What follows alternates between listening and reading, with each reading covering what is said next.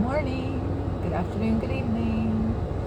I just, well, it's in the hour, pulled my head out of a 45-degree ice bath. So my brain is thawing out. And I found this really cool book this morning in a little free library outside of my favorite cafe. So I have a few hours before I go and see a play today. I'm so excited. I haven't seen a play in quite a while. And I love theater. It's a local theater called American Stage. And sometimes they do outdoor performances. That's fun. I think today is inside and it might be interactive. So I'm not sure what I have signed myself up for, but it should be fun. So this is called A Calendar of Wisdom, Daily Thoughts to Nourish the Soul, written and selected from the world's sacred texts by Leo Tolstoy. Okay, so every day has 2 or 3 different texts, excerpts from sacred texts that he has selected. And okay, so let's read the introduction. First, we'll read the introduction. I took the thoughts collected here from a large number of works and collections. I indicated the author of each thought beneath it, though I did not mark the exact source or book title or work from which I took it. In some cases, I translated these thoughts not directly from their original sources, but from a translation from the languages in which they became known to me. So sometimes my translations might not be completely identical to the originals. When I translated thoughts by German, French, or Italian thinkers, I did not strictly follow the original, usually making it shorter and easier to understand and omitting some words. Readers might tell me that a quote is not then Pascal or Rousseau, but my own work. But I think that there is nothing wrong in conveying their thoughts in a modified form. Therefore, if someone desires to translate this book into other languages, I would like to advise them not to look for the original quotes from the English poet Coleridge, say, or the German philosopher Kant, or the French writer Rousseau, but to translate directly from my writing. Another reason some of these thoughts may not correspond to the originals is at times I took a thought from a lengthy and convoluted argument and I had to change some words and phrases for clarity and unity of expression.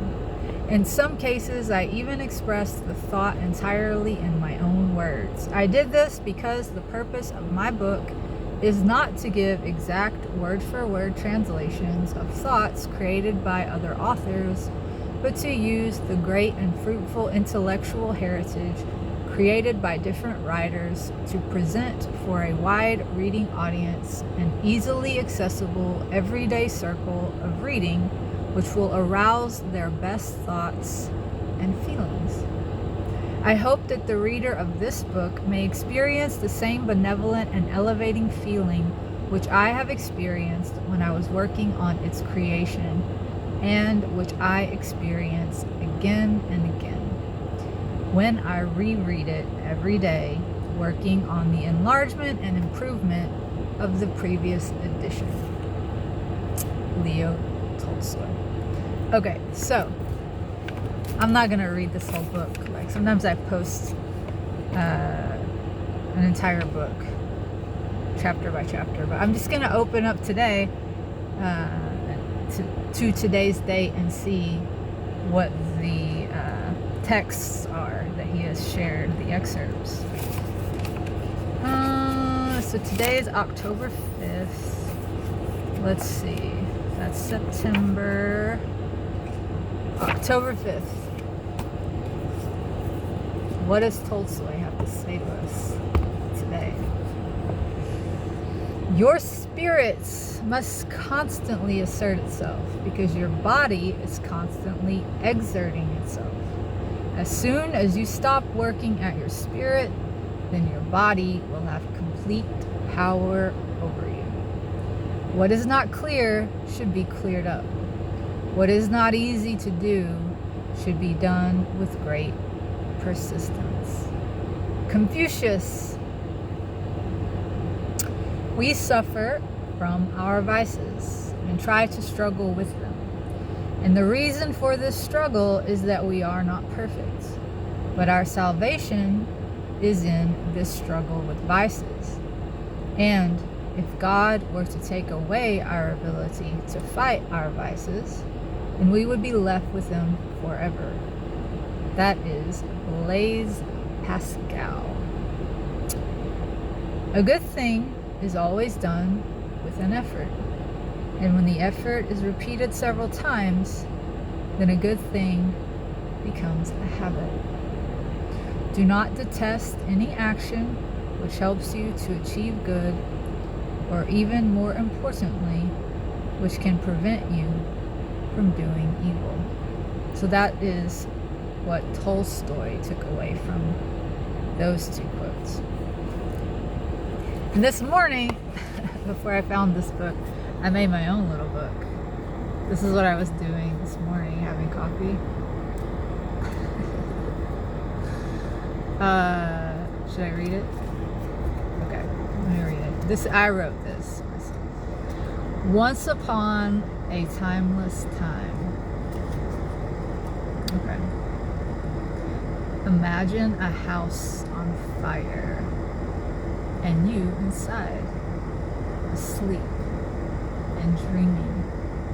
Now, ask yourself, from what sort of dream would you be more likely to awaken?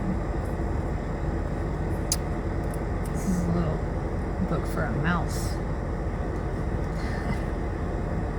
From which sort of dream would you be more likely to awaken? A blissful fantasy, devoid of pain, resplendent with creature comforts, a dream in which all of your worldly desires manifest effortlessly and instantaneously, or a trauma-laden nightmare full of loss and painful unease. It occurs to me the former would be incredibly intoxicating and pleasurable, and as a result, the dreamer would likely become attached to the dream.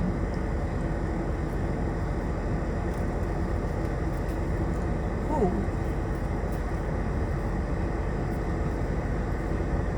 I really should get something to hold my phone. Okay.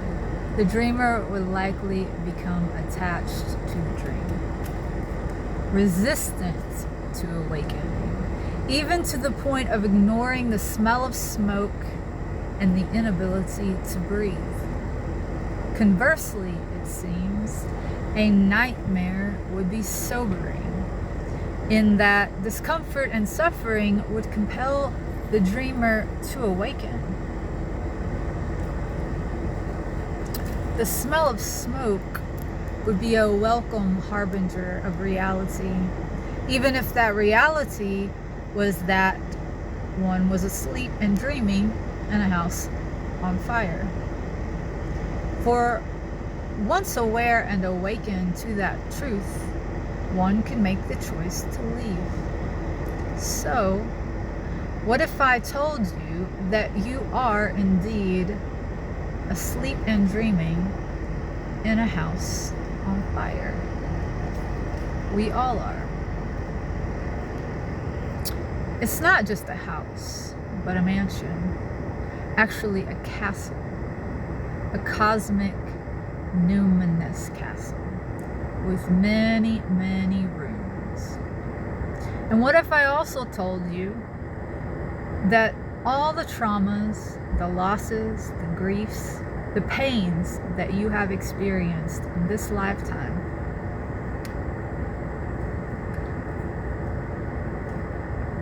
are messages from your higher self.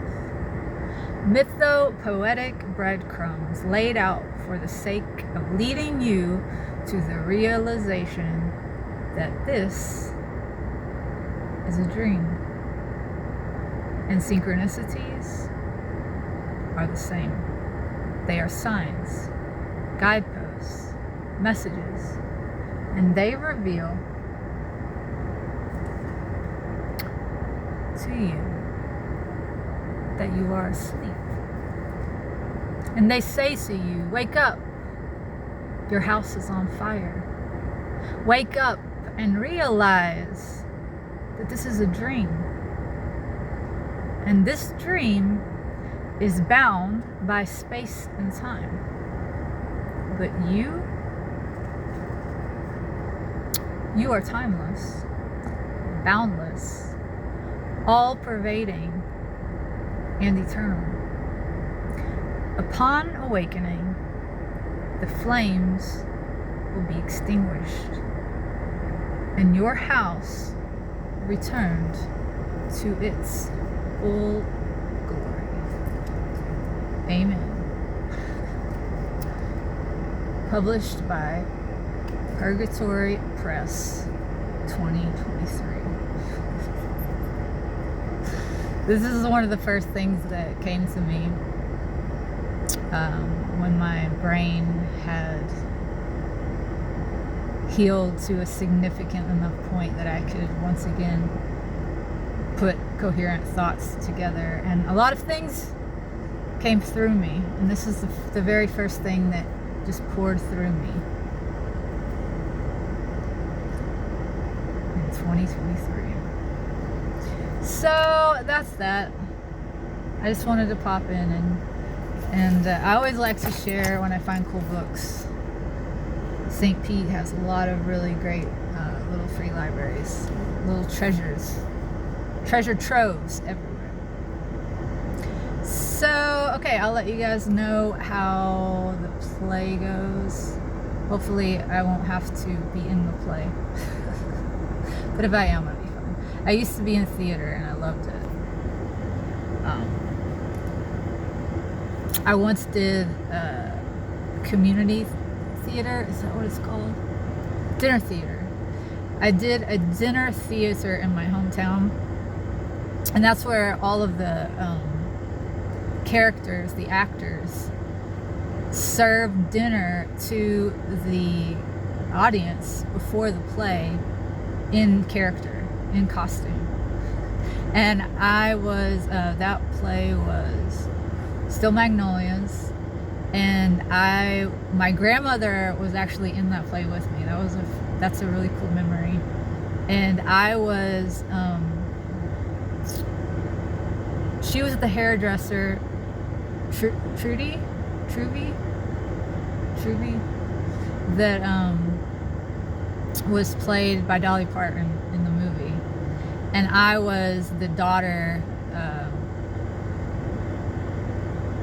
What's her name? Julia Roberts played her. Shelby. I was Shelby. And so I got to have this really dramatic scene where I had a seizure on stage. Sorry, my brain's not working very well because it's, like I said, it was frozen. And also, I think I